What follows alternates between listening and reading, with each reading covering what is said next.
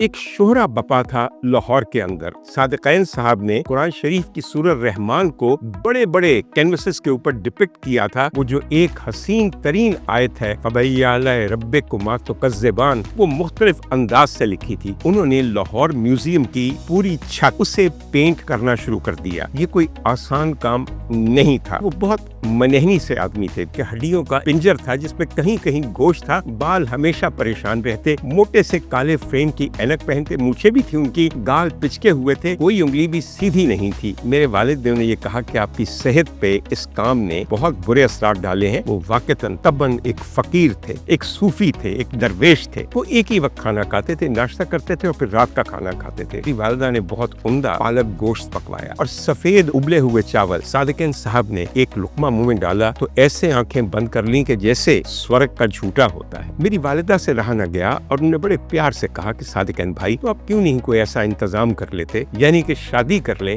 یہ ہے وہ چارٹ پیپر، عادات و خصائل کی ایک فہرست ہے جو کہ صادقین صاحب نے اس رات لکھی۔ صادقین صاحب کا آخری وقت کراچی میں کٹا۔ ایک ان کا ملازم تھا جس کا نام انور ہے، بے انتہا چالاک آدمی تھا۔ جتنی نقلیں اس نے صادقین صاحب کی پریئر ہال میں بنائی ہیں اس کی مثال نہیں ملتی۔ انتقال کے وقت ان کے پاس صرف انور تھا۔ بھاگا ہوا پریئر ہال میں آیا، وہاں جتنی پینٹنگز تھیں اس نے سارا سمیٹ کے اسے ایک خاص گھر میں پہنچایا اور ڈاکٹر کو کہا کہ مجھے لگتا ہے کہ صادقین صاحب سانس نہیں لے رہے، اور واقعتاً ان کو سانس نہ لیے ہوئے کچھ گھنٹے ہو چکے تھے۔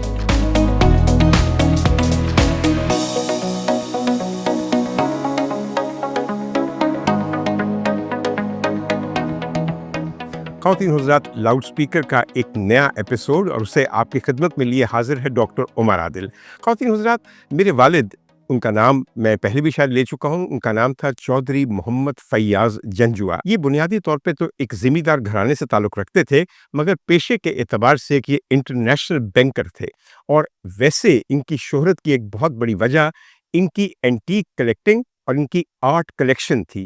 بہت بڑے آرٹ اور اینٹیکس کے کلیکٹر تھے، اور ایسے عمدہ ترین عمدہ ذوق آدمی کے ساتھ رہنا ایک ٹریٹ تھی، اور ان کا بیٹا ہونا تو میرے خیال میں ایک ایسی سعادت تھی جس کا میں روزانہ شکریہ ادا کرتا ہوں۔ خواتین حضرات، فیاض صاحب کے ساتھ رہنے کا مطلب یہ تھا کہ ان کے معاصر جتنے بھی اس ملک کے بڑے آرٹسٹ تھے ان کے ساتھ نجی ملاقاتیں ہونا، اپنے ہی گھر میں ملاقاتیں ہونا، اپنے والدین کے ساتھ کھانے کی میز پہ ان کے ساتھ ملاقاتیں ہونا، انہیں بہت قریب سے اپنا کام کرتے دیکھنا اور ان کی بہت ساری ایسی عادات کو نوٹ کرنا جو شاید ویسے کسی کو نظر نہ آ سکتی۔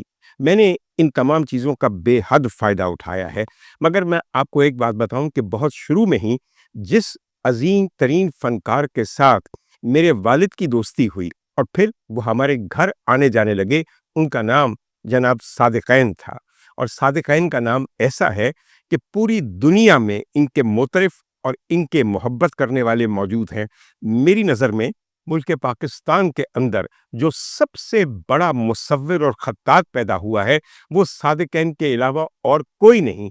ان کا کام اس قسم کا ہے کہ انہیں پیکاسو بھی کہا جاتا ہے، انہیں مائیکل اینجلو بھی کہا جاتا ہے، اور جہاں تک خطاطی کا تعلق ہے، انہوں نے خطاطی کے اندر نئے عنوان اور نئے طریقے اور نئے انداز رائج بھی کر دیے اور ان کو معراج تک بھی پہنچا دیا۔ خواتین حضرات، میں جس زمانے کا ذکر کر رہا ہوں وہ ہے سال 1969۔ آپ سوچیں کہ کتنی پرانی بات ہے، مگر میں ہوں ہی بہت پرانا، اس لیے میری باتیں بھی بہت پرانی ہیں۔ خواتین حضرات، 1969 میں ایک شہرہ بپا تھا لاہور کے اندر، اور خاص طور پہ لاہور کے عجائب گھر کے اندر۔ اس زمانے میں صادقین صاحب نے قرآن شریف کی سورہ رحمان کو بڑے بڑے کینوسز کے اوپر ڈپکٹ کیا تھا، تصاویر بھی بنائی تھیں، خطاطی بھی کی تھی، اور ہر دفعہ وہ جو ایک حسین ترین آیت ہے فَبِأَيِّ آلَاءِ رَبِّكُمَا تُكَذِّبَانِ، وہ مختلف انداز سے لکھی تھی۔ یہ بڑے بڑے کینوسز اس زمانے کے اندر ایک خاص گیلری تھی لاہور میوزیم کی جہاں پہ نمائش پذیر تھے، اور پوری دنیا انہیں دیکھنے جاتی تھی۔ اور دراصل صرف یہ خطاطی دیکھنے ہی جاتے تھے چونکہ مصور بھی وہی مقیم تھے، اس لیے یہ ایک بہت اچھا موقع تھا کہ آپ صادقین صاحب سے مل بھی سکیں، ان سے سوال و جواب بھی کر سکیں، ان کی فکر انگیز گفتگو بھی سن سکیں۔ اسی سلسلے میں 2-3 بار میں اپنے والدین کے ساتھ یہ ایگزیبیشن دیکھنے کے لیے گیا۔ میری والدہ محترمہ نسیم فیاض صاحبہ کو سورہ رحمان بڑی پسند تھی، اور کیوں نہ پسند ہو، یہ تو ایک ایسی صورت ہے کہ جسے کہا جاتا ہے کہ یہ قرآن کی زینت ہے، یہ اتنی حسین صورت ہے، اور قرآن تو سارا ہی کہ سارا ایسا ہے کہ کیا کیا جائے، مگر دیکھیے حسینوں میں بھی جو کچھ حصے حسین تر ہوتے ہیں، تو میرے خیال میں سورہ رحمان کا معاملہ بالکل کچھ ایسا ہی تھا۔ تو بار بار وہ دیکھتی تھیں، اور پھر اسی ایگزیبیشن کے اوپر مبنی ایک کتابچہ بھی چھپا، جس کے اندر ان تمام کینوسز کی بہت اعلیٰ ریزولوشن کی تصاویر بھی تھیں۔ ہم نے وہ بھی حاصل کیا، بلکہ اس پہ صادقین صاحب اپنے آٹوگراف بھی دیتے تھے اور تاریخ بھی لکھتے تھے وغیرہ وغیرہ۔ 69 کے بعد صادقین صاحب کا نام دنیا بھر میں اور پاکستان کے اندر ایک روزمرہ کا نام بن چکا تھا، اور ایک کام انہوں نے یہ شروع کیا کہ بائی دا ایئر 1971 انہوں نے لاہور میوزیم کی جو انیشل پکچر گیلری ہے، اس کی پوری چھت جو تقریباً 100 فٹ بائی 35 فٹ ہے، اسے پینٹ کرنا شروع کر دیا۔ حضور والا چھت یوں اوپر ہوتی ہے، اور اس پہ پینٹ کرنے کا مطلب یہ ہے کہ آپ کسی مچان پہ بیٹھے ہوئے اور یوں دیکھ کے پینٹ کر رہے ہیں۔ یہ سامنے دیوار کو یا کینوس کو پینٹ کرنا نہیں کہ آپ نے اپنے سامنے یوں پینٹ کرنا شروع کر دیا یا خطاطی شروع کر دی۔ یہ کوئی آسان کام نہیں تھا، اور یہ کام ایک ایسا کام تھا جو کہ بالکل ان فریسکوز کی یاد دلاتی تھی جو اٹلی کے مشہور 15ویں اور 16ویں صدی کے آرٹسٹ مائیکل اینجلو نے سسٹین چیپل کی چھت پہ کیا، جو کہ ویٹیکن سٹی میں ہے۔ آپ میں سے جو لوگ واقف ہیں لیونارڈو ڈیونچی سے، مائیکل اینجلو سے، رافیل سے، وہ جانتے ہیں کہ مائیکل اینجلو ایک، کیا میں بتاؤں، ایک عظیم ترین آرٹسٹ تھا۔ اسکلپچر کرتے تھے تو ایسا کہ جان نکال لے، پینٹنگ کرتے تھے، فریسکو کرتے تھے، چھتیں پینٹ کرتے تو ایسی کہ لگتا تھا کہ یا مولا یہ کسی جن کا کام ہے، ایک انسان کا کام تو ممکن نہیں ہے۔ اور خاص طور پہ سسٹین چیپل کی چھت کے اوپر ان کا دا کریشن آف ایڈم، جس کے اندر حضرت آدم کی ایک تصویر ہے، اور ایک تصویر خدائے بزرگ و برتر کی بقول ان کے موجود ہے، اور ایک انگلی کو انگلی سے مس کرنے سے کریشن آف ایڈم ہو رہی ہے۔ بہر طور یہ ایک بہت عمدہ ترین دنیا کا مصوری کا شاہکار کہلاتا ہے، اور اب اسی پیٹرن پہ لاہور کے میوزیم کی چھت پینٹ ہو رہی تھی، اور وہ بھی صادقین صاحب کے ہاتھوں، اور یہ یادیں تازہ کر رہے تھے اس اٹالین رینیسانس آرٹسٹ کی جسے بالکل ایک جن سمجھا جاتا تھا، بلکہ جن نہیں سمجھا جاتا تھا۔ مائیکل اینجلو کو ان کے معاصرین کہتے تھے دا ڈیوائن ون، یعنی کہ یہ انسان نہیں ہے، اس کے اندر کوئی اور خوبیاں ہیں جو انسانوں سے ماوراء ہیں۔ کچھ ایسی ہی خوبیاں صادقین صاحب میں موجود تھیں۔ خواتین حضرات، میرا آج کا مقصد صادقین صاحب کے فن کے اوپر کچھ بات نہیں کرنا، بلکہ صرف ایک ملاقات کی طرف آنا ہے، چونکہ یہ ایک ذاتی ملاقات ہے اور اس کا بہت کم لوگوں کو پتہ ہے، اور چونکہ اس ملاقات کی ایک دستاویزی اور تصویری چیز میرے پاس موجود ہے، تو اس سے بہتر کیا اور ثبوت ہوگا، اور میرے خیال میں وہ لوگ جو صادقین کو پسند کرتے ہیں ان کے لیے دلچسپی سے خالی نہیں ہوگا آج کا ویلاگ۔ خواتین حضرات، آپ میں سے وہ تمام لوگ جو کہ صادقین صاحب کو دیکھ چکے ہیں یا ان سے مل چکے ہیں جانتے ہوں گے کہ وہ بہت منحنی سے آدمی تھے، دراز قد تو تھے، مگر صحت ایسی تھی کہ یقین کیجئے کہ ہڈیوں کا ایک پنجر تھا جس پہ کہیں کہیں گوشت تھا، جو اس پہ کھال منڈی ہوئی تھی۔ بال ہمیشہ پریشان رہتے، موٹے سے کالے فریم کی اینک پہنتے، مونچھیں بھی تھیں ان کی، گال پچکے ہوئے تھے، اور انگلیاں ایسی تھیں کہ کوئی انگلی بھی سیدھی نہیں تھی۔ بعد ازاں وہ اپنی انگلیوں کو یوں استعمال کرتے تھے اور کہتے تھے کہ دیکھیے یہ بالکل ریگستان میں اگے ہوئے کیکٹس کی طرح کی انگلیاں ہیں، اور آخر میں تو ایسے کرتے تھے کہ اپنی رائٹ ہینڈ کی انگلیاں یوں سامنے کرتے تھے تو اللہ لکھا ہوا نظر آتا تھا۔ اور کیوں نہ ہو، جس آدمی نے اپنے ہاتھوں سے اتنی بار پروردگار کا نام لکھا ہو، اس کے ہاتھوں میں بھی اسی کی برکت نظر آئے گی۔ جہاں تک کیکٹس کا تعلق ہے، کیکٹس انہیں بے انتہا پسند اور مرغوب تھا، اور ان کی تصویروں میں ایک ریکرنگ تھیم تھی۔ ان سے کئی بار پوچھا گیا کہ یہ کیکٹس کے ساتھ آپ کو کیوں اتنا شغف ہے، تو کہتے تھے کہ 60 کی دہائی میں سندھ میں رہا ہوں، اور سندھ کے ایسے علاقوں میں جو کہ بنجر تھے اور صحرا تھے، وہاں پہ میں نے بدترین گرمی میں، بدترین حالات میں کیکٹس کو اگتے ہوئے دیکھا اور پنپتے ہوئے دیکھا۔ تو میرے خیال میں یہ ایک سمبل ہے انسان کی ہمت کا کہ وہ بدترین حالات میں بھی زندہ رہے، بڑھتا جائے اور مقابلہ کرے ان تمام ایلیمنٹس کا جو اس کے چاروں طرف ہے۔ افسوس کی بات صرف یہ ہے کہ یہ 60 کی دہائی کی بات ہے، ہم اگلی صدی میں چلے گئے اور اب ہم 2020s کے اندر ہیں۔ آج بھی سندھ کے اندر کیکٹس ہی اگ رہا ہے، وہی حالات وہاں کے نہیں بدلے۔ اور اگر آپ کو کوئی شک ہے تو کسی بھی دن آپ جا کے اندرون سندھ کو دیکھ لیجئے، یا مولا اس صوبے کی قسمت کب بدلے گی اور کب وہاں پہ جو زندہ لوگ ہیں ان کو بالآخر دفن کر دیا جائے گا اور زندوں کو زندگی گزارنے کا موقع ایک باوقار طریقے سے دیا جائے گا۔ بات اور سیاسیات سے ہٹ کے ہم دوبارہ صادقین صاحب کی طرف آتے ہیں۔ صادقین صاحب جس زمانے میں لاہور میوزیم کی چھت پینٹ کر رہے تھے، اس زمانے کے اندر میں نے یہ دیکھا کہ ایک شام کو میرے والدین ان سے ملنے کے لیے گئے، میں ان کے ہمراہ تھا، تو کچھ ضرورت سے زیادہ کمزور دکھائی دے رہے تھے۔ The strain of painting the ceiling was showing on ہم۔ لگتا تھا کہ کئی دنوں سے کھانا نہیں کھایا اور گزارا ان کا صرف اس ایک بوتل میں ہے جو ان کی مرغوب تھی۔ باہر طور میرے والد نے انہیں یہ کہا کہ لگتا ہے کہ آپ کی صحت پہ اس کام نے، اس کے اسٹرینوس ہونے نے بہت برے اثرات ڈالے ہیں۔ آپ اپنی صحت کا بھی خیال کیجئے صادقین صاحب، آپ ایک دنیا کا قیمتی سرمایہ ہے، ہمارا اثاثہ ہے، اور یوں اپنے آپ کو مزدوری کر کے ضائع مت کیجئے، کھایا کیجئے۔ کہنے لگے کہ فیاض صاحب آپ بالکل صحیح کہتے ہیں، مجھ فقیر کو یہاں کھلانے والا کون ہے؟ میرے والد کو یہ بات بہت دل کو لگی۔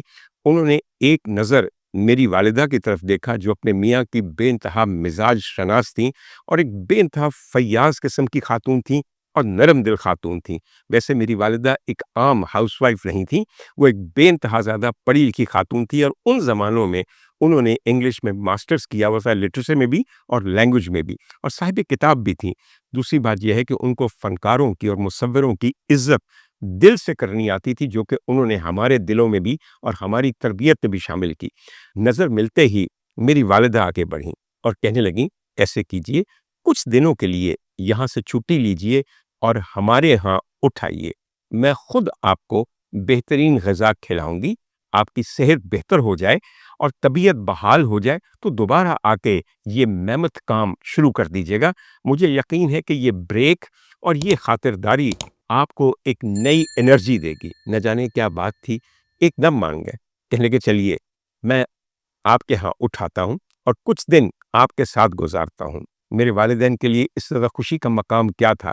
باہر طور ان سے کہا گیا کہ کچھ سامان آپ ساتھ لے جانا چاہیں گے، تو انہوں نے کہا کہ میرا کیا سامان ہے، یہی شیروانی ہے کالے رنگ کی جو میں پہنتا ہوں، ایک یہ کرتا ہے، ایک کھلے پانچے کا پاجامہ ہے، ایک یہ جوتی ہے، اس طرح کے دو جوڑے ہیں، ایک پہنتا ہوں ایک دھو لیتا ہوں، اور اس کے علاوہ مجھے جو چیزیں چاہیے کچھ کاغذ ہوتے ہیں اور مارکر ہوتے ہیں تو وہ مل جائیں گے وہاں پہ، ایسی کیا بات ہے۔ باہر طور میرے والدین انہیں لے کر اپنے گھر آ گئے، جو مجھے اچھی طرح یاد ہے کہ 1A فاضلیہ کالونی فیروز پور روڈ پہ واقع تھا۔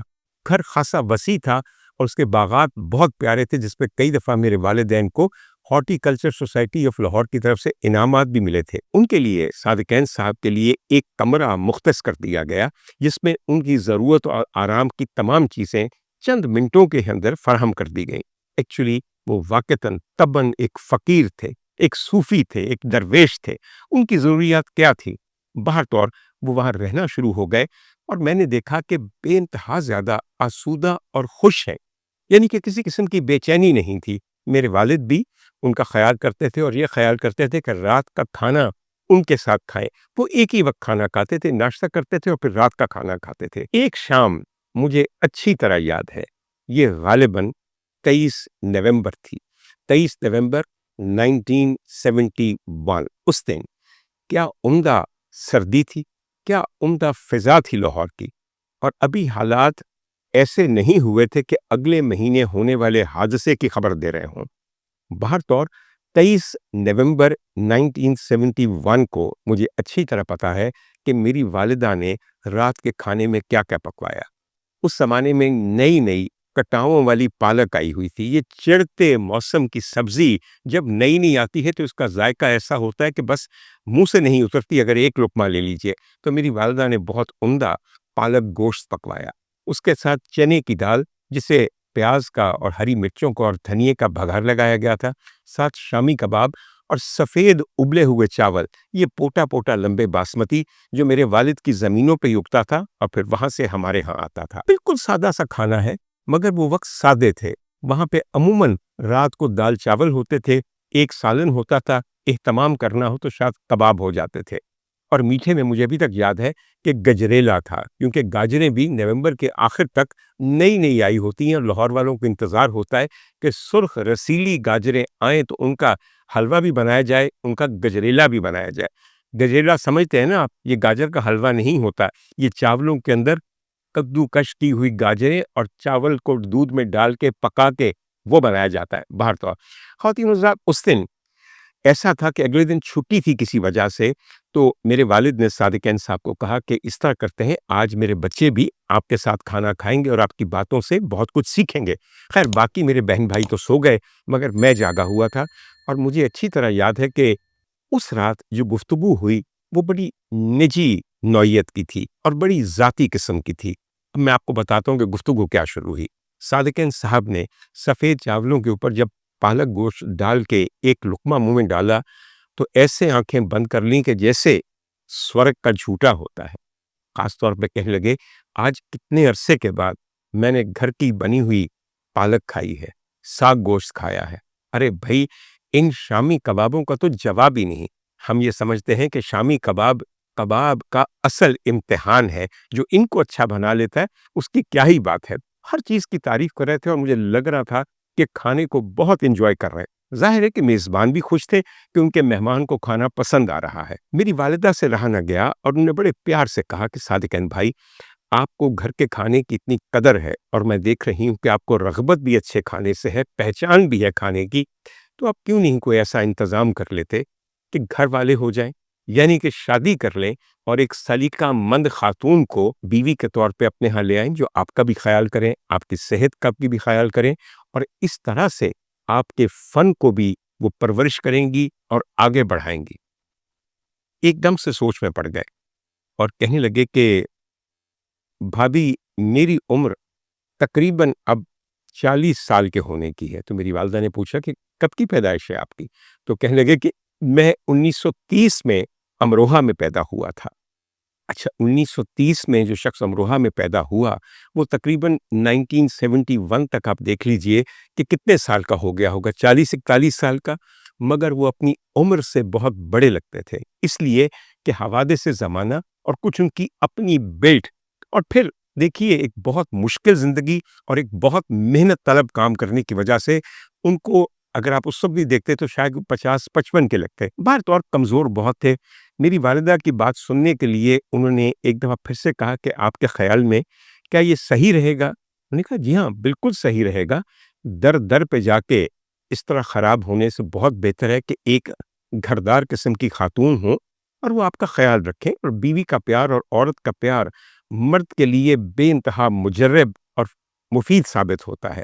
پھر میری والدہ نے کچھ مثالیں دینے کی کوشش کی کہ دیکھیے فلاں جو ہمارے آرٹسٹ ہیں ان کی بیگم ان کی کتنی معاون ہے، اور فلاں جو ہمارے آرٹسٹ ہیں وہ کتنے اچھے ہیں، فلاں جو شاعر ہیں ان کی بیگم کتنی اچھی ہیں. وہ مسکرا دیے اور تن سے مسکرائے اور کہنے لگے کہ میں بہت سو کے نام بتا سکتا ہوں جنہوں نے مجرد زندگیاں گزاری اور چونکہ وہ اکیلے رہے اس لیے اتنے بڑے نام کمائے. خیر، صادقین صاحب نے جب دیکھا کہ ان کی میزبان خاتون ان سے یہ اصرار کر رہی ہیں تو وہ کہنے لگے کہ بھابھی، میرے خیال میں بہتر یہی رہے گا کہ اس سلسلے میں آپ میری مدد کریں. خواتین رشتے کروانے میں بہت معاون ثابت ہوتی ہیں. میری جاننے والی بہت سی خواتین اور لڑکیاں ہیں، روزانہ آتی ہیں میرے گرد، یوں ایک حصار بن جاتا ہے، مجھ سے آٹوگراف لیتی ہیں، چھیڑ چھاڑ کرتی ہیں، تصویریں کھنچواتی ہیں، مگر شادی کی طرف کسی کا دھیان نہیں جاتا. اور ظاہر ہے یہ کام ایسا ہے جو ذمہ داری سے کرنے کا ہے. اور پھر آپ کا اپنا ہی یہ سجیشن ہے تو کیا ہی اچھا ہو کہ اپنی تجویز کو عملی جامہ بھی آپ پہنائیں.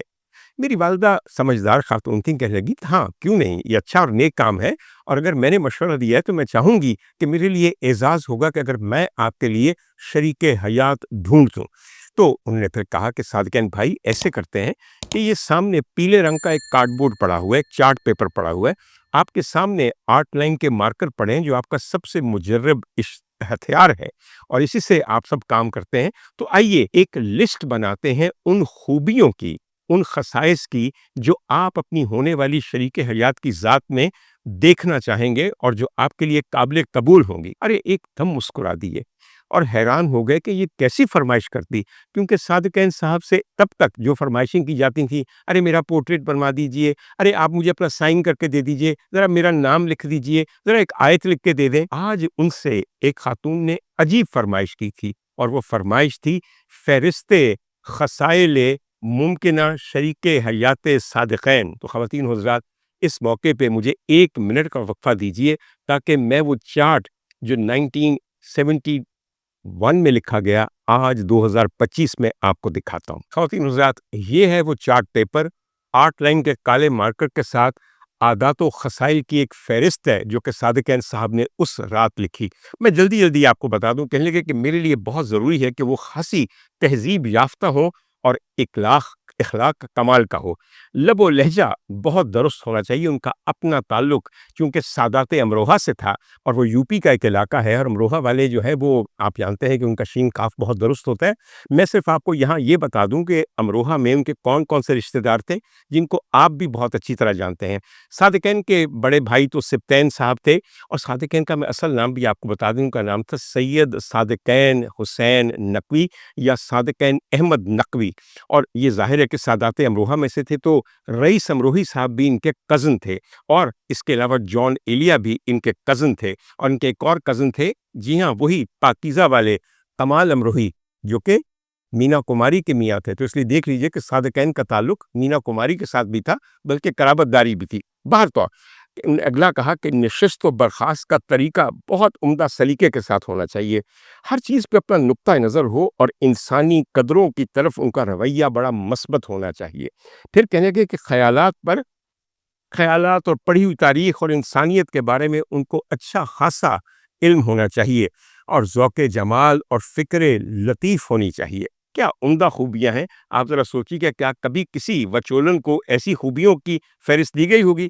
آگے چل کے وہ کہنے لگے کہ بھئی شعر و شاعری کی لطافتوں سے مکمل آگہی ہونی چاہیے۔ آپ میں سے بہت سارے لوگ جانتے ہیں کہ صادقین صاحب صرف ایک خطاط یا مصور نہیں تھے، بلکہ رباعیات صادقین اتنی بڑی ایک صنف ہے رباعیات کی کہ ان کو کئی دفعہ کہا جاتا ہے کہ یہ رباعیات ان کی پڑھ کے ایسا لگتا ہے کہ یہ بالکل عمر خیام کے پائے کے رباعیات گو ہے۔ بہر طور آگے انہوں نے کہا کہ اچھا کھانا کھانے کا شوق ہونا چاہیے، اور اچھا کھانا پکانے کا ذوق۔ یہ چیزیں نیچے آئی تھی کیونکہ ذہن کی خوبیاں پہلے اور ہاتھ کا ذائقہ بعد میں۔ آخر میں انہوں نے کہا کہ بھئی اس کے علاوہ اشعار کو صحیح جگہ پہ ایک دوسرے کی رشتہ اور ساتھ بولنا، اور ان کے سب کچھ پتہ ہونا چاہیے کہ برمحل شعر کیا ہے اور کیا نہیں ہے۔ اور اس کے علاوہ بالکل اگر آخر میں دیکھیں کہ سیرت اچھی ہو، طبیعت اچھی ہو، معاشرت آتی ہو، اور ایک جملہ مجھے بڑا پسند ہے، آخر میں کہنے لگے اور آخر میں پھر صورت یعنی کہ جمال۔ کیا عمدہ بات ہے! یہ سب چیزیں ہوں اور اگر صورت میں جمال نہ ہو تو پھر یقین کیجئے ایسا حلوہ ہے کہ جس کے اندر شکر نہیں ہے، شیرینی نہیں ہے، باقی سب چیزیں ہیں۔ اس موقع پہ میرے والد پھڑک اٹھے اور کہنے لگے کہ بھائی دیکھیے، آپ ایک اتنے بڑے آرٹسٹ ہیں، آپ کا جو آئیڈیا آف بیوٹی ہے، جو آپ کی توقعات جمال اور روپ سروپ ہے، وہ میری بیگم بیچاری کیا جانے۔ تو صادقین صاحب جہاں اتنی لمبی لسٹ لکھوا دی ہے ان تمام خسائل کی جو آپ کو چاہیے، تو ایک تصویر کشی کر دیجئے کہ آپ کے ذہن میں، آپ کے خوابوں میں، تخیل میں ہونے والی رفیقہ حیات کی صورت کیسی ہے۔ کیا عمدہ بات ہے کہ یہ کارڈ لے کر یہ زمانے میں پھریں گی، اور جو لڑکی صورت سے مل گئی پھر اس کی سیرت کو بھی دیکھ لیا جائے گا اور کام آسان ہوتا جائے گا۔ یہاں پہ صادقین صاحب نے لکھا پلیز ٹرن اوور، یعنی کہ صفحے کو پلٹ دیجئے، اور کہا وائل محمد فیاض انسسٹڈ۔ کیسی پیاری ڈاکومنٹیشن ہے اس شام کی۔ خواتین حضرات، آئیے میں آپ کے سامنے یہ تصویر پلٹتا ہوں تاکہ آپ اس عظیم آرٹسٹ کے ذہن میں اپنی رفیقہ حیات کے لیے جو ایک تصور تھا، ایک سراپا تھا، ایک صورت تھی، وہ آپ کو دکھا سکوں۔ یہ دیکھیے، امید ہے کہ آپ کو یہ خاتون نظر آ رہی ہوں گی۔ میں نے صادقین صاحب کو بہت ساری تصاویر بناتے دیکھا، خواتین کی بھی تصاویر بناتے دیکھا، اچھی شکل کی بھی تصاویر بنائی ہیں، انہوں نے کچھ بڑی گمبھیر بھی بنائی ہیں۔ میری نظر میں اتنی معصومیت، اتنی دوشیزگی، اتنی نزاکت اور لطافت میں نے ان کے کسی اور فیمیل پورٹریٹ میں نہیں دیکھی۔ اگر آپ نے دیکھی ہے تو مجھے ضرور بھجوائیے گا، میں بھی دیکھوں کہ اس کے علاوہ بھی کوئی اور ایسی حسینہ ہے کہ جو انہوں نے یوں ایک کاغذ پہ اتاری ہے۔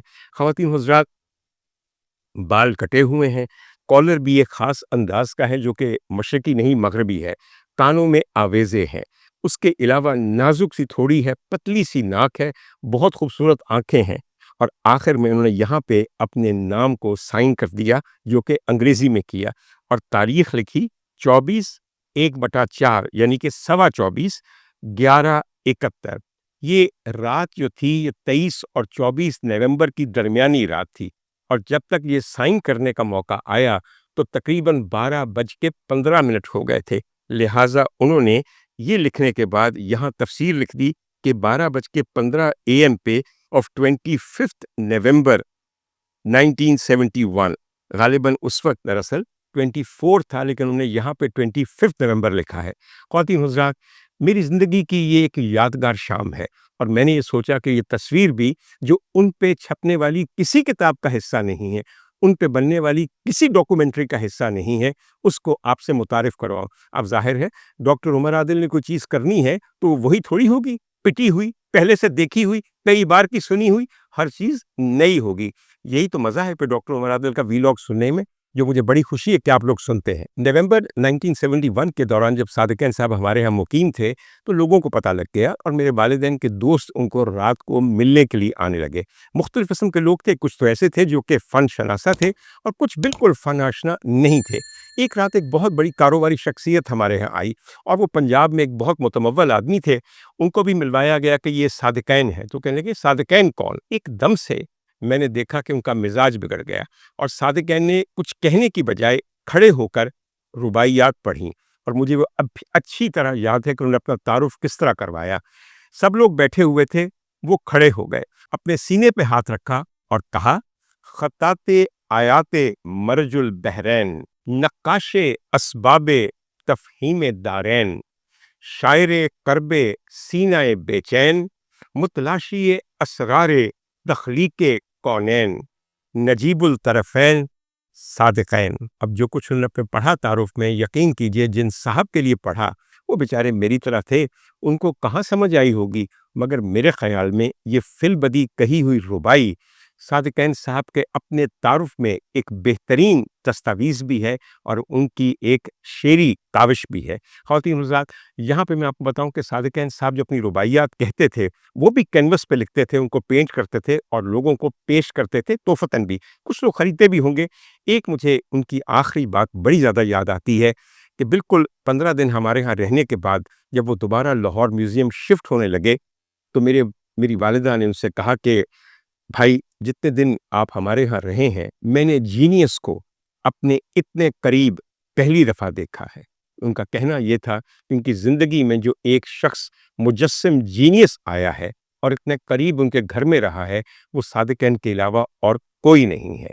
اور پھر وہ کہنے لگیں کہ سمجھ نہیں آتا کہ آپ کیا کیا کچھ ہے، آپ کی باتوں پہ غور کرتی ہوں تو تصوف بھی ہے، آپ کی باتوں پہ غور کرتی ہوں تو فقر بھی ہے، آپ کے کام پہ غور کرتی ہوں تو نہ جانے کہہ در طے کتنے معنی ہیں، آپ کے سمبلزم کو، آپ کے میٹافورس کو، آپ کی آئکنوگرافی پہ غور کرتی ہوں تو حیران ہوتی ہوں، پھر خدا کے کلام سے آپ کے قریبی تعلق پہ غور کرتی ہوں تو مزید حیران ہوتی ہوں کہ مصور کا اپنے رب سے کیسا گہرا تعلق ہے۔ میری والدہ چونکہ بہت اچھا بول سکتی تھیں، وہ یہ سب بولتی رہی۔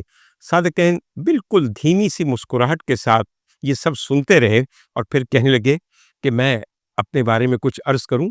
تو جی، میری والدہ نے کہا کہ بالکل کیجئے، اور میرے والد نے جھٹ ان کے ہاتھ میں قلم پکڑا دیا کہ جو کچھ کہنے لگے ہیں ذرا لکھ بھی دیجئے، ہمارے پاس بھی سند رہے گی۔ وہ کاغذ اب میرے ایک اور سبلنگ کے پاس ہے، باہر طور مجھے آج تک وہ ربائی یاد ہے جو میں نے آپ کے لیے اس کاغذ میں نقل کی تاکہ آپ کو سنا سکوں۔ اپنے بارے میں صادقین نے یہ کہا کہ میں حسن کی جس انجمن ناز میں ہوں، میں حسن کی جس انجمن ناز میں ہوں، جو کچھ بھی ہوں خود اپنے ہی انداز میں ہوں، خطاط کے، شاعر کے، مصور کے سوا میں اور بہت کچھ ہوں مگر راز میں ہوں۔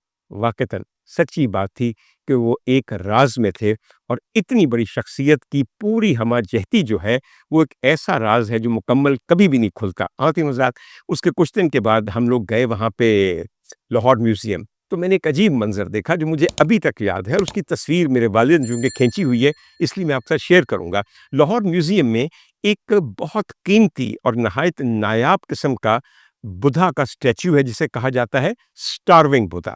اسٹارونگ بدھا کا مطلب یہ ہے کہ جب بدھ اپنے گیان کے لیے اس درخت کے نیچے بیٹھے ہوئے تھے جہاں پہ نروان حاصل ہونا تھا، تو کئی دن سے کچھ کھایا نہیں تھا، پسلیاں نکل آئی تھیں، ایک رگ نظر آنی شروع ہو گئی، گال پچک گئے، آنکھیں اندر دھنس گئیں۔ نروان ایسے تو حاصل نہیں ہوتا، تو وہ ایک بہت ہی عمدہ بت ہے جو ابھی تک وہاں پڑا ہے، اور شکر ہے کہ ابھی تک وہاں پہ موجود ہے، اور اس طرح کا کوئی اور بت ہے بھی نہیں، اسی کاپیز بہت بنی ہے۔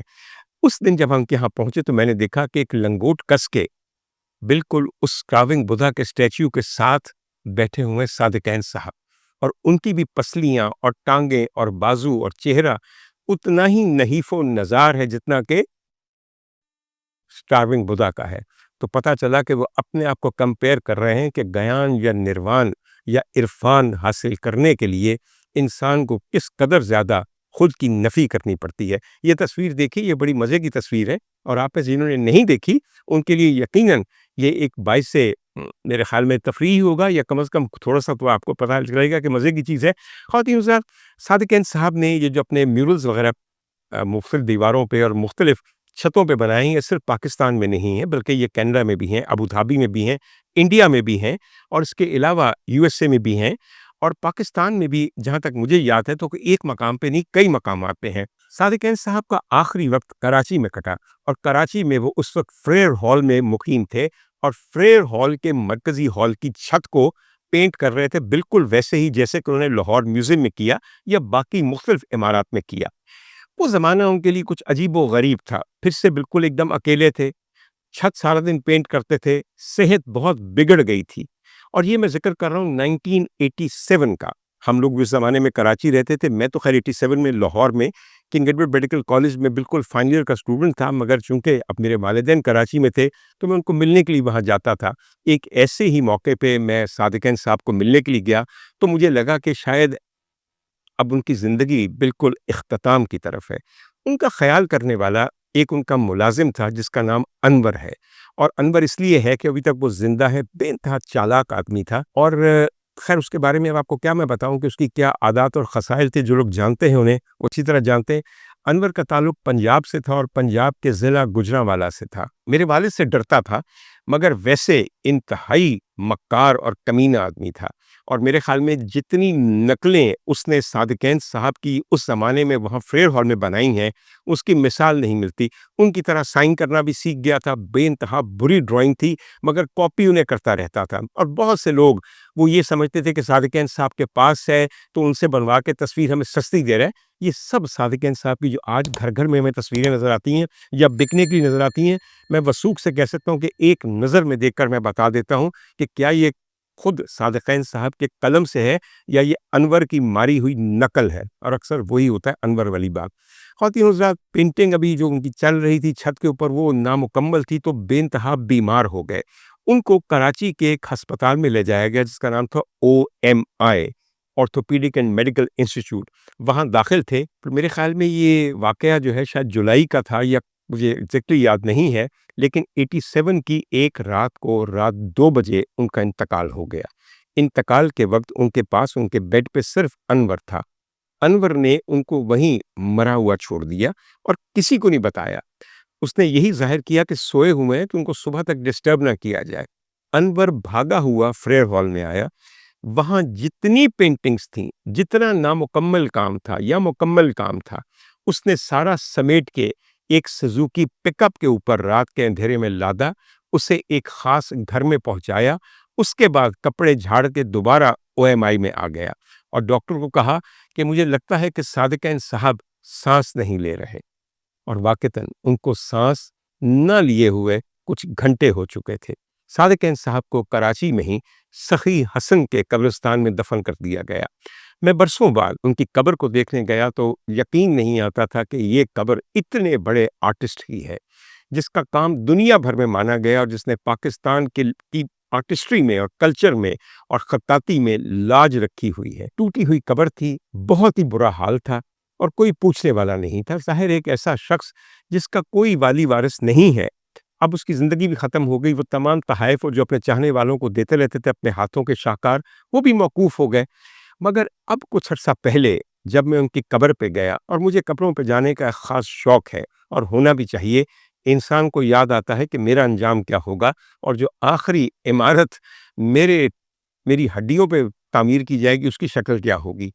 تو وہاں میں جا کے بڑا حیران ہوا، پتہ یہ چلا کہ وہاں پہ ایک احاطہ بنا دیا گیا ہے۔ آئیے میرے ایڈیٹر صاحب آپ کو تصویریں دکھاتے ہیں مزار صادقین کی، جو شاید آپ نے پہلے نہ دیکھی ہوں۔ مزار صادقین ایک عجیب مرکب ہے ٹرک آرٹ کا اور صادقین کے انداز کیلیگرافی کا، جسے وہ حروفیہ موومنٹ کہتے تھے۔ یہ سارا کام جو کیا گیا ہے، یہ دیواریں جو تعمیر کی گئی ہیں، یہ تصویر کشی جو وہاں کی گئی ہے، یہ سب کچھ جو وہاں بنایا گیا ہے، یہ ایک ٹرک آرٹسٹ، ان کا نام تھا اقبال صنم۔ انہوں نے اس آرٹسٹ کے لیے یہ احاطہ بنایا ہے، قبر کو دوبارہ سے ٹھیک کروایا ہے، اس پہ لوح مزار بھی لگوائی ہے۔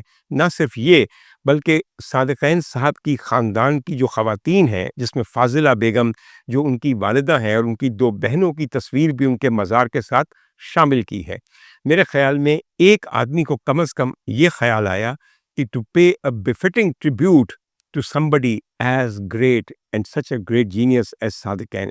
ہمارا جو حال ہے وہ سن لیجئے۔ صادقین کی زندگی میں 3 گیلریز بنائی گئیں، ایک اسلام آباد میں، ایک لاہور میں اور ایک کراچی میں۔